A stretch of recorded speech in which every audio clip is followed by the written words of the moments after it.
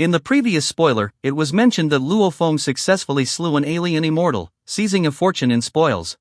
Among them, the most important were the second metal plate of the Nine Calamities secret tome and an inheritance crystal.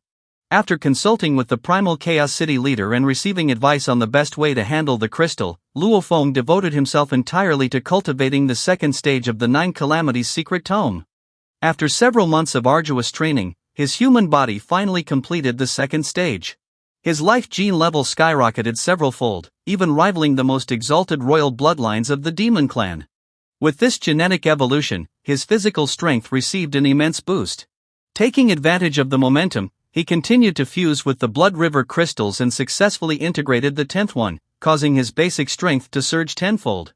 Combined with the evolution of his life genes and the amplification from the Beast God transformation secret technique, he was now able to unleash the full might of the general grade armor, granting him a 10,000-fold of a peak world master's base strength. In terms of base strength alone, his human body had already reached the level of a low-tier king immortal. When paired with his self-created pinnacle secret technique, his combat power could even rival a high-tier king immortal. In other words, unless his opponent wielded a supreme-level treasure or artifact, Luo Feng could completely suppress powerhouses such as King Longju or King Nightmare Candle. Of course, this astonishing combat power was largely due to the amplification of the general grade armor. The golden horned beast, however, possessed true king-level might of its own.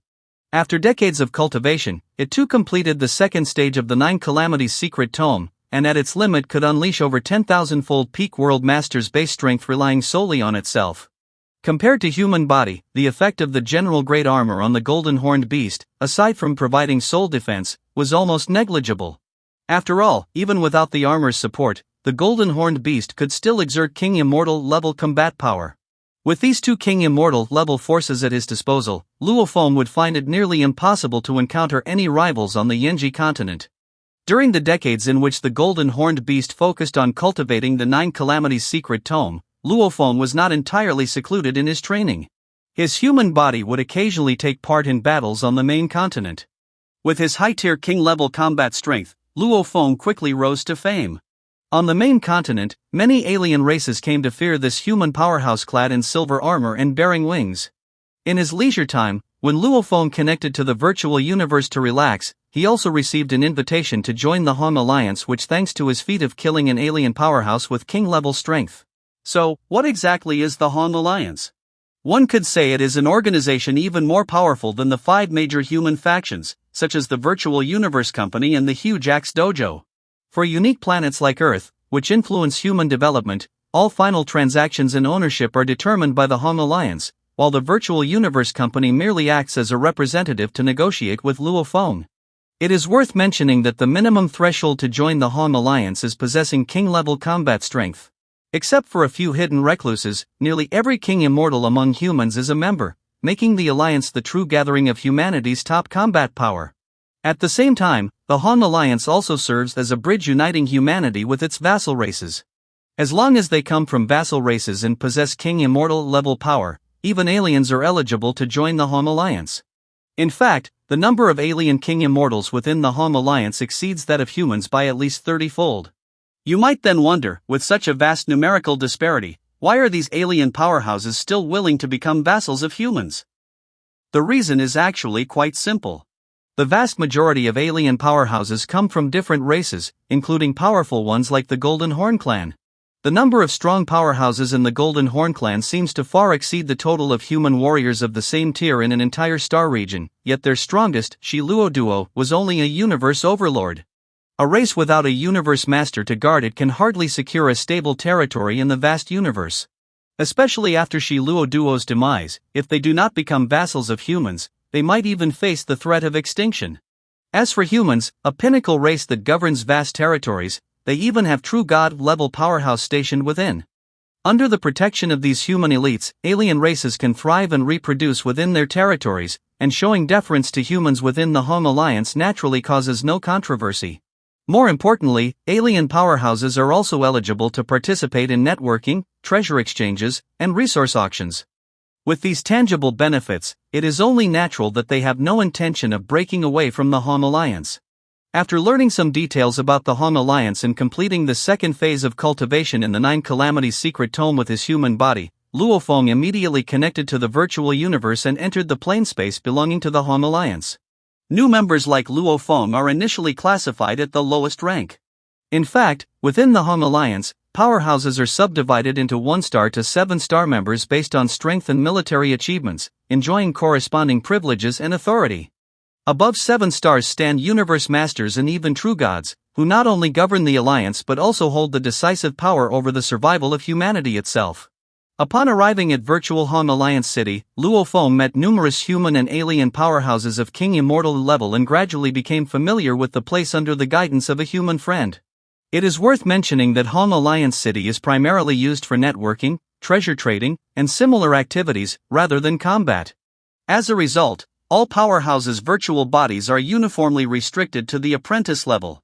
Because of this, no one could detect that Luo Feng's true level was only that of a world master. On top of that, he himself had not voluntarily revealed his identity.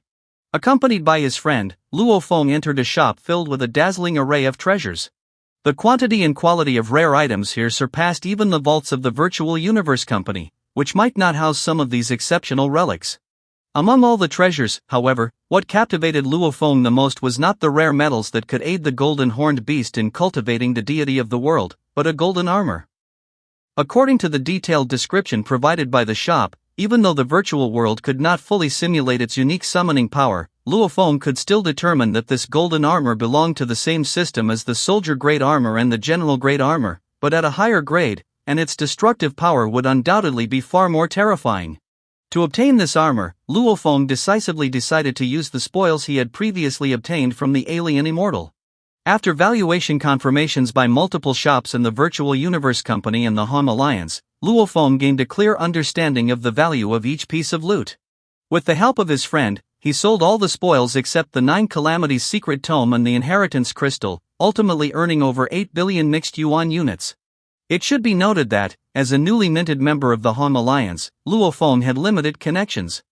Without his friend's assistance, it would likely have taken him a very long time to convert these treasures into cash.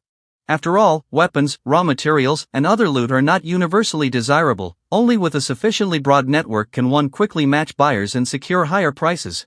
You may be wondering, in the Hong Alliance, King Immortal level warriors are everywhere, and many of them have far more liquid wealth than Luo Feng, who had only just attained King Immortal level combat power.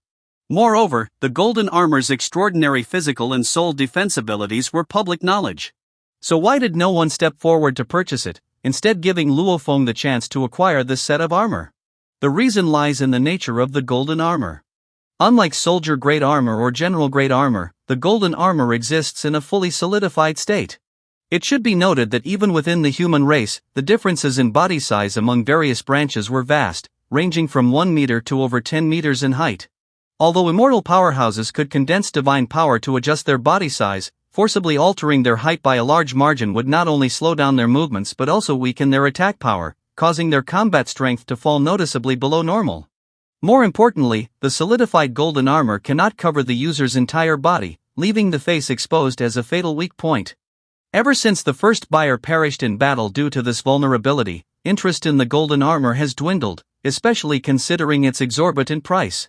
If Luo Feng had not known that the wearer must first cultivate the 9 Calamities Secret Tome in order to perfectly integrate the armor into the body, allowing it to cover the entire body and adjust size at will, he would never have spent such a huge sum to purchase a suit of armor with such obvious weaknesses. It should be noted that a single set of golden armor consumed more than half of the funds Luo Feng had gained from selling his spoils. Moreover, he knew that without the 9 Calamities Secret Tome and the general armor's support, even if he had created his own pinnacle secret technique, his combat power could only reach the Marquis Immortal level. Therefore, no matter how high the price, Luo Feng had no choice but to buy it. Although humans had mastered advanced scientific research techniques, they had never been able to replicate the craftsmanship of the golden armor, nor fully understand the principles behind its extraordinary defense. This explains why, despite the armor's obvious weaknesses and the fact that some strong individuals had perished because of it, the shop still sold it at a high price. It should be understood that the astronomical price of the golden armor was enough to make almost all King Immortals shrink back, unwilling to purchase it lightly or attempt to uncover its mysteries. This, in turn, indirectly showed that anyone willing to make such a purchase must possess sufficient confidence or have mastery of its methods of use, and it was precisely such a person that the shop's owner was waiting for. To avoid drawing attention from other strong individuals, Luo Feng chose to make the transaction when the shop was empty, successfully acquiring the golden armor and requiring the seller to strictly keep the buyer's identity confidential. However, Luo Feng could never have expected that the true authority behind the shop was a universe master from the virtual universe company, the Dragon Walk Master. Using his privileges, he easily traced the buyer's information through the virtual universe account left by Luo Feng. Upon learning that Luo Feng had spent such a huge sum to purchase a suit of armor that, in theory, he should not have been able to wield, the Dragon Walk Master immediately reported this to the Primal Chaos City leader. After all, Luo Feng was a direct disciple of the Primal Chaos City leader, and having his teacher intervene could very likely make Luo Feng reveal the secret of activating the golden armor. When the Primal Chaos City leader discovered that the buyer was Luo Feng, he immediately began to consider the potential connections between Earth, the Flame God race, and the Sitting Mountain Guest.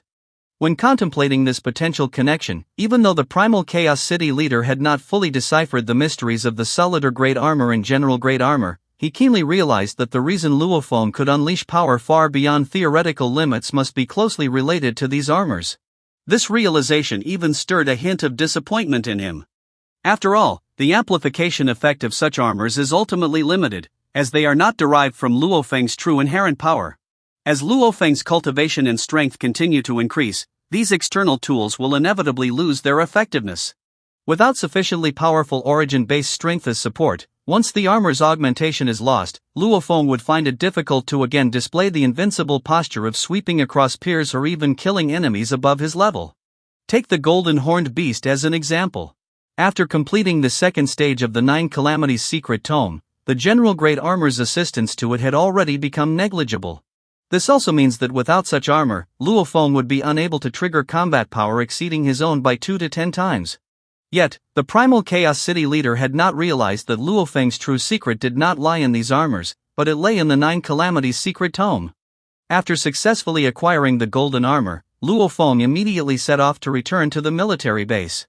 He did not hesitate to expend energy, allowing the star-eating grass to directly activate Divine Kingdom teleportation, reaching a teleport point in the human territory near the extraterritorial battlefield, thereby greatly shortening the return journey.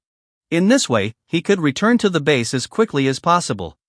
Upon arrival, Luo Feng first handed the spoils over to the Virtual Universe Company's transport department to deliver to the King Immortals with whom he had transacted, and waited for the company to send the golden armor to him. When the golden armor finally arrived at the base, its familiar and unique summoning power immediately made every cell in Luo Feng's body surge with excitement, further confirming the correctness of his judgment. However, Luo Feng never expected that before the golden horned beast completed the second stage of the Nine Calamities secret tome, even though the golden armor could integrate into the body and cover it completely to form the King Great Armor, even with a physique comparable to a Marquis Immortal, it could not withstand the enormous load of extreme activation. The oppressive force brought by the King Great Armor nearly threatened to tear his body apart, forcing Luo Feng to temporarily halt and first return to the Yenji continent. Fortunately, after the golden horned beast completed the second stage of the Nine Calamities secret tome, it finally succeeded in unleashing the King Great Armor's extreme power. To Luo Feng's delight, the King Great Armor granted the golden horned beast a staggering 100,000 times the peak World Master's base strength, instantly elevating it to a being with peak King Immortal level combat strength in a single leap. This meant that on the Yenji continent, no other powerful being could pose a threat to Luo Feng.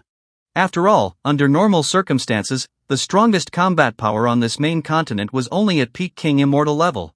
The King Great Armor, whether facing physical or soul-based attacks, could completely neutralize them as long as they did not exceed the peak King Immortal level limit. The sheer terror of its defensive capability was evident. In such a situation, who on the Yenji continent could possibly harm the golden horned beast? As the saying goes, birds of a feather flock together. With Luo Feng's increasing number of battles, his achievements and strength allowed him to meet numerous king-level powerful beings, including King Yi Chen. Both possessed trust talismans, and after acquiring the third talisman and confirming the location of the sacrificial tower, they naturally decided to negotiate and join forces with King Star Illusion to unlock the treasure. In fact, the sacrificial tower contained wealth that the original inhabitants of the Yenji continent had left behind in haste when evacuating. The tower's special magnetic field could not only block all detection devices but also evade even the divine power scans of universe venerables, which is why many sacrificial towers remain undiscovered to this day. Although each tower stored only a portion of the original inhabitants' overall treasure, the accumulated wealth was astonishing. Even taking just a fraction of it would have a value comparable to the total assets of a universe venerable, which is an almost unimaginable fortune for a king immortal. However, opening the treasure gate of the sacrificial tower was extremely demanding. It required 6 people to simultaneously carry trust talismans and enter from different directions to unlock it. Moreover, the interior of the tower was under spatial lockdown. Even peak king immortals with teleportation abilities could not independently solve it. Without at least 6 powerful beings or 6 clones, it was simply impossible to complete alone. Therefore, the 3 members from King Yi Chen's side and the 3 from Zvika's side, despite harboring personal grudges and clan hostilities, had no choice but to temporarily set aside their differences and jointly open this door leading to an enormous treasure. Once the treasure gate opened, both sides immediately raced toward the core at full speed, each using their own methods. They tried to intercept or attack, exhausting every effort to prevent the other from reaching the center first. However, Luo Feng, relying on his unconventional flying techniques, continuously dodged and changed direction, ultimately entering the treasure chamber first. All the treasure chests were forged from G9 grade metal, making it impossible for him to forcibly break them open or even unlock them successfully, so he had no choice but to store all the chests within his world ring. The automaton race, arriving immediately after, saw the chamber empty. Regardless of the reason, they immediately assumed that Luo Feng had taken all the treasure. All eyes turned toward him, and a massive battle was about to erupt. What they didn't know was that the chests were actually empty, hiding a secret and unseen plot. Due to adaptations in the story, the method of opening the sacrificial tower might vary, but based on the numbers of characters and trust talismans, as well as the dialogue in previews, the production team still retained the setup of 6 powerhouses competing for the treasure. Even so, under the lure of treasure, conflict was ultimately unavoidable. So, what hidden conspiracy lies behind this treasure? And in this bloody struggle, who will ultimately emerge victorious? Stay tuned for the next spoiler, where I will reveal it all. Well, that's all for this video. Thanks for watching this video. Wish you a wonderful day.